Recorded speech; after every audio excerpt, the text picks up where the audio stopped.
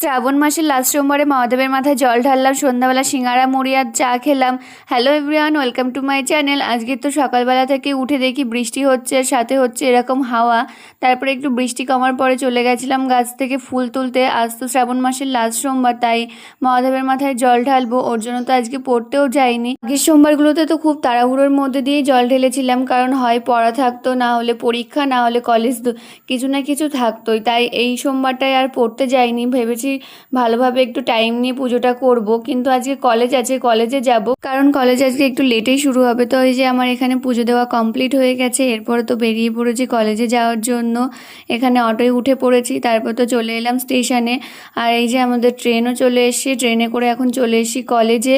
আর কলেজে এসে দেখি তো আমি এত তাড়াতাড়ি চলে এসেছি যে এখনও কেউ ক্লাসে আসেনি, আমি একাই ক্লাসে বসেছিলাম, পুরো ক্লাসটা ফাঁকা ছিল। তারপর তো আজকে আমাদের একটাই যেহেতু ক্লাস ছিল, তাই খুব তাড়াতাড়ি ছুটি হয়ে গেছিলো, প্রায় 12টার মধ্যেই ছুটি হয়ে গেছিলো। এখন বাড়িতে যাচ্ছি, আর দেখো এসে দেখি মনসাতলায় তাঁবু টানানো হয়ে গেছে, কিন্তু এত বৃষ্টি হয়েছে যে এখানে গোবর দিয়ে ল্যাপা হয়েছিল সব ধুয়ে গেছে। এরপর তো চলে এলাম বাড়িতে, আর এসে প্রসাদ খেয়ে নিলাম। সকালে যে পুজো দিয়ে গেছিলাম তখন তো প্রসাদটা খাওয়ার টাইম পাইনি, তাই এখন এসে খেলাম। আর এইদিকে এত মেঘ হয়ে আছে আকাশে, আর সারাক্ষণ তো অল্প অল্প বৃষ্টি হতেই আছে। ভিজে জামাগুলোই তুলে নিলাম, যে ভাবলাম এগুলো আর ভিজিয়ে লাভ নেই, ঘরে গিয়েই মেলে দিই। তো ওই যে আমার এখানে জামা তোলা হয়ে গেছে। এরপর বসেছিলাম দুপুরে খেতে, আর দুপুরে খাওয়ার পর তো একটু ঘুমিয়েছিলাম। ঘুম থেকে উঠে দেখে এত বৃষ্টি হয়েছে চারিদিকে, দেখো কেমন জল হয়ে গেছে, আর মনসাতলায় কেমন জল কাদা হয়েছে। কালকে যে মানুষ এখানে কিভাবে বসে পুজো দেবে, কি অবস্থা হয়েছে।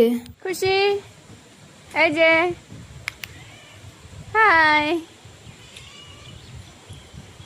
ছিলাম একটু ছাদে, আর ছাদের পাইপের মুখগুলোই দেখো এই যে পাতা আটকে আছে, জল ভালোভাবে সরছে না, তাই ওগুলো পরিষ্কার করতে গেছিলাম। এখানে দেখো আমি পরিষ্কার করছি, আর ও পাইপের সামনে দাঁড়িয়ে আছে, ভাবছে আমি এখানে কি না কি করছি, সরছেই না। তাহলে বলো, ও না সরলে আমি কিভাবে এটা পরিষ্কার করব।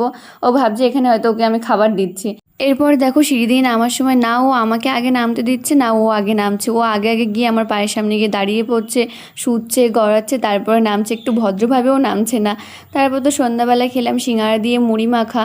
আর সিঙ্গারা দিয়ে মুড়ি মাখা খেতে তোমাদের কার কেমন লাগে অবশ্যই কমেন্টে জানিও। আর ওতে তো একটু গন্ধরাজ লেবু নিয়েছিলাম, অল্প করে একটু মুড়ি মাখিয়েছিলাম, কারণ আমি আর মা দুজন খাবো, তাই অল্প মাখিয়েছি। এই যে এখানে আমাদের দুধ চা আর মুড়ি মাখা রেডি হয়ে গেছে। চাটা আমাদের সবসময় খাওয়া হয় না, যখন একটু শখ হয় তখন খাওয়া হয়, রেগুলার খাওয়ার অভ্যাস নেই। বাইরে তো বৃষ্টি আর ঠান্ডা ঠান্ডা ওয়েদার, তার সাথে মুড়ি মাখা আর চা, পুরো ব্যাপারটাই যেন অন্যরকম হয়ে গেছে। তো চলো আজকের মতো ভিডিওটা এই পর্যন্তই, দেখা হচ্ছে নতুন একটা ভিডিওতে। ভিডিওটা ভালো লাগলে please like, comment, share, subscribe and follow করে দিও। আজকের মতো টাটা।